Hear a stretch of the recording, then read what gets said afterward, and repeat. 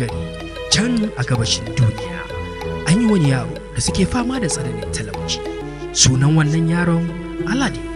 Aladin yaro ne mai matukar kirki wanda yake aiki tukuru domin ya tabbatar sun samu abinci shi da mahaifiyar shi. Wata rana yana cikin tafiya sai wani mutum ya billo masa. Mutumin ya yi shigar masu kuɗi ya kuma yi magana ma Aladin tare da nuna masa zinari a hannunsa. Barka da ɗana, ni tsohon abokin mahaifinka ne, kana so ka mallaki zinari? Zinari? Ko da na ci gaba da sai da ayaba har ƙarshen rayuwar ba zan mallake shi ba. Nan take wannan mutumin ya umarci Aladin da ya biyo shi gindin wani dutse domin ya taya shi wani aiki wanda daga bisani zai mallaka mishi wannan zinari. Aladin ya yi tunani a zuciyarsa ya ce wannan aiki ne mai sauƙi. Suka haɗu da mutumin suka tura dutse, kwatsam sai ga rami a ƙarƙashin dutse. Kasancewar jikin Aladin ɗan ƙarami ne, hakan ya ba shi dama ya yi ta taka matakala yana ta sauka har ya samu ya isa ƙarƙashin dutse. Ko da isarsa sai ya ga wata tsohuwar buta tana ta fitar da haske. Abin da ya ba shi mamaki matuka ga kuma tarin dukiya a cikin wannan rami. Aladin ya tsaya yana ta mamaki domin tarin dukiyan da ya gani a cikin wannan rami. Kwatsam sai kuma ya firgita ya ji murya daga saman dutse. Kaga butan? Ka kashe wutan ka ɗauko mun butan kawai ka miƙo mun.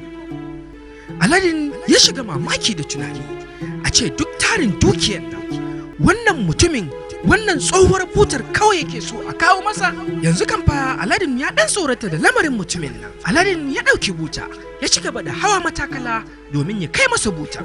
Kafin Aladin ya isa, ka biko butan da sauri mana kaji. Saboda gaggawan mutumin Aladin ya daɗa ruɗewa.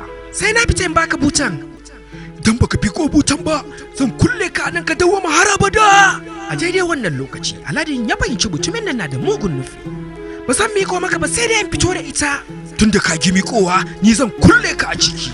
Ka tsaya mana, kar ka kulle ni, kar ka kulle ni. Garin kokarin turo dutsen zoben da ke hannun mutumin ya fado cikin rami.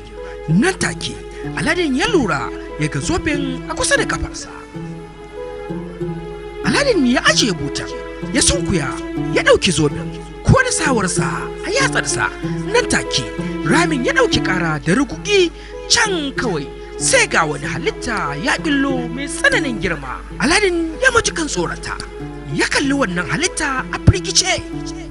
Ka faɗi duk buƙatar da kake so a yi maka, amma ba kar ka manta buƙatu uku kawai kake da dama in maka.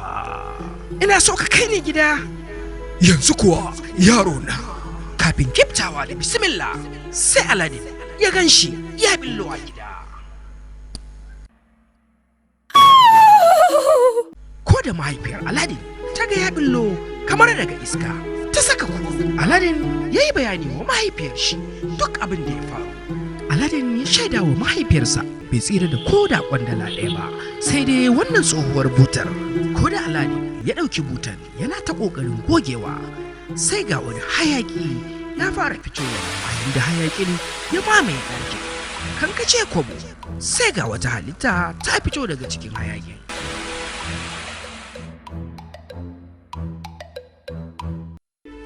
Godiya nake ɗan saurayi daga fito da ni daga wannan tarko na kan kulle a cikin shekaru dubbai da suka shuɗe, amma yanzu tun da ka cece ni ba ni damuwar kan biya maka. Aladin da mahaifiyarsa sun firgita suka tsaya suna jimamin yanayi, a yayin da halittan ya sake musu farci.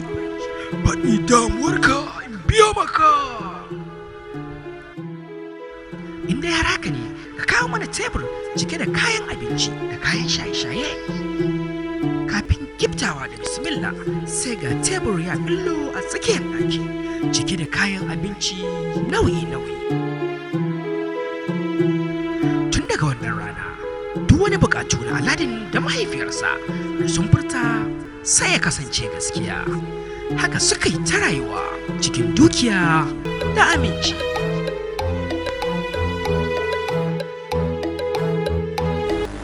Bayan shekaru da dama sun shuɗe, wata rana Aladin yana tafiya a cikin kasuwa sai ga an ɗauko 'yan sarki a cikin karagan zinariya ana ta tafiya da ita.